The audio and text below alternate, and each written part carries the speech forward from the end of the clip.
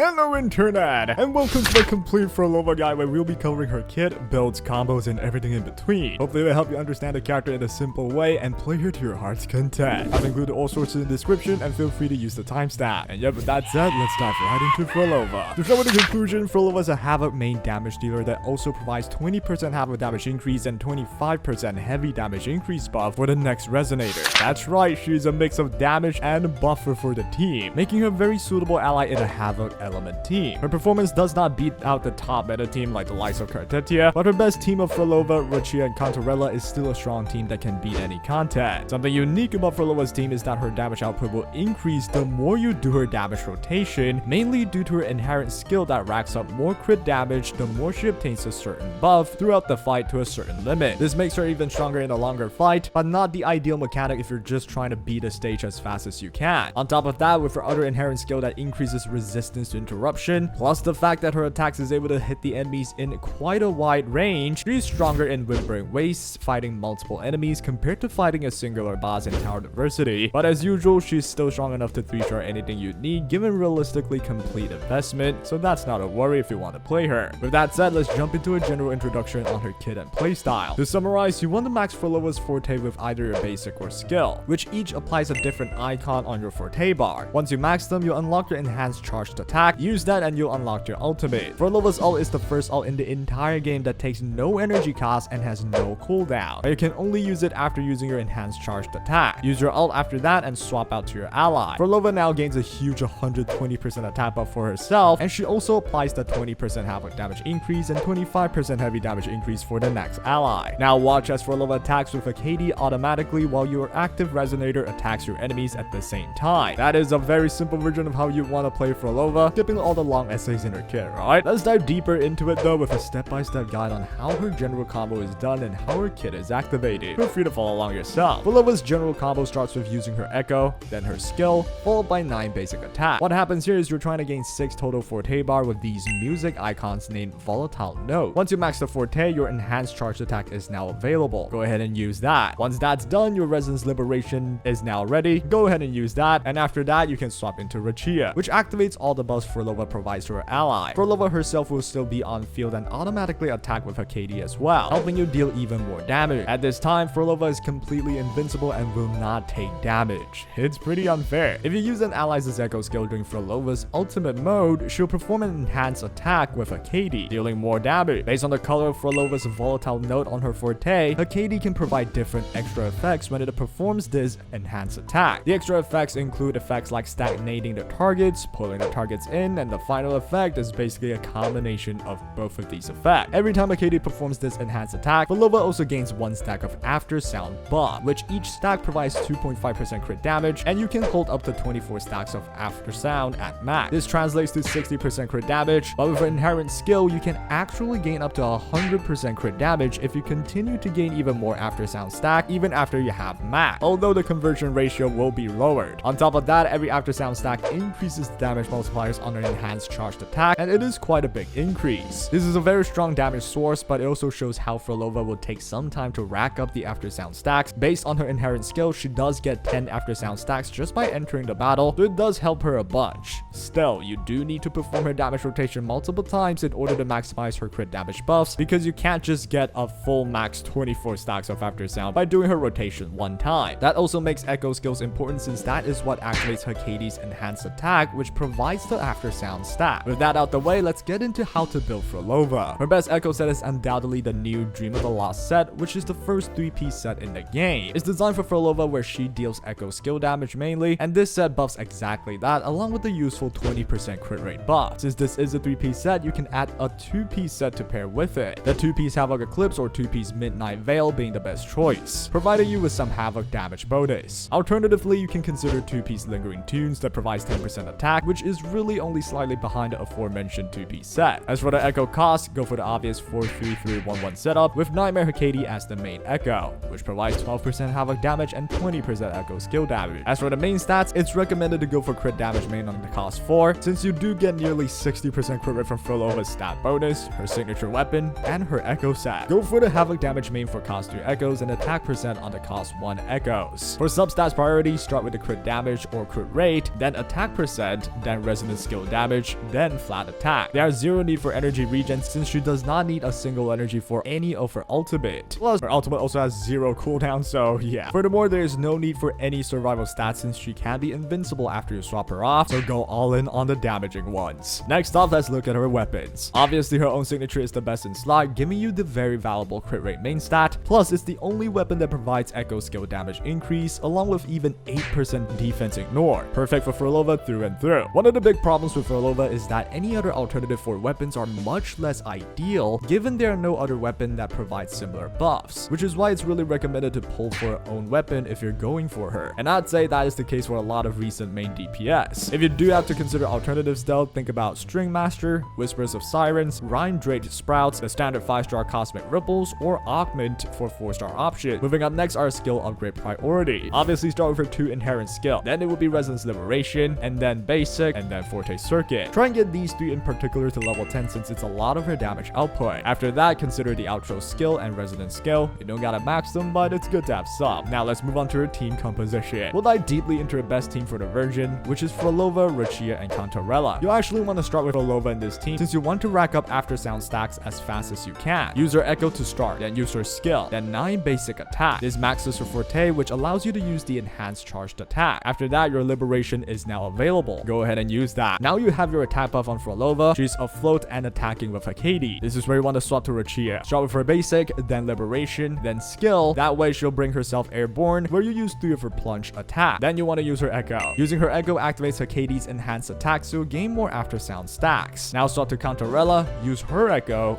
then her skill, then her Liberation. Thanks to Rachia, you can also use an extra special Echo that gathers the enemy, so go ahead and use that. After that, use her charged attack, followed by the enhanced skill, then 3 basic attacks, and the final enhanced skill. By this point, you activated 8 Echo skills in total. Swap to Phrolova, use 5 basics to start. Use her Echo, then her skill, do 1 basic here which unlocks her enhanced charge attack, then use her Liberation. After that, repeat the same rotation and you'll rack up more and more after sound for Phrolova, which means more damage output and more crit damage. It is not exactly the simplest of combos, but feel free to edit it based on your fight, as long as the general idea of maxing Phrolova's Forte into getting her enhanced charge attack and ultimate. After that, you'll swap out to your ally, and that is the main idea. As long as you can do that, you should be okay. To look at alternative teams, we'll be considering the all-usable Shorekeeper / Farina to take Rachia's place in the team. This team is still surprisingly decent, albeit not as great as the best team, but enough to clear anything you need for sure since the buffs provided from Shorekeeper / Farina are so generally useful. You can also consider using Jinxie instead of Rachia in this team since Cantarella is able to provide some coordinated attacks to charge up Jinxie's Forte. This team will focus on using both Jinxie and Phrolova as damage dealers, and the damage output is actually still solid. As for other team alternatives, Cantarella is a really tough character to replace since she's able to provide multiple Echo skill usage for Phrolova. But if you really have no options, consider using Jeji instead of Cantarella. However though, the performance will certainly have an observable dip. I definitely recommend going for Cantarella during her rerun soon if you really prefer playing Phrolova well, and if you want to main her. To take a look at her resonance chains and pull priority, I recommend prioritizing her weapon above her chains for sure. However, some of her resonance chains are very good, so if you really want to go hard on Phrolova, first of all, her S1. It is a simple damage multiplier increase that helps her gain an extra volatile node at the start when she has less than